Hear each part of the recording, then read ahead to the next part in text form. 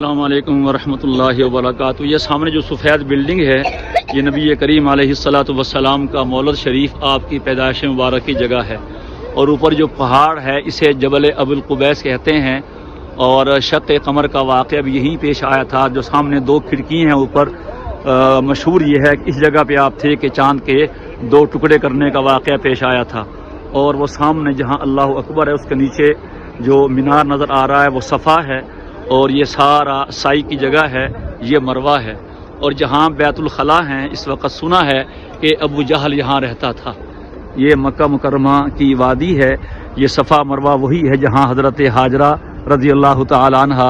اپنے بیٹے حضرت اسماعیل علیہ السلام کے لیے پانی کی تلاش میں دوڑی تھیں۔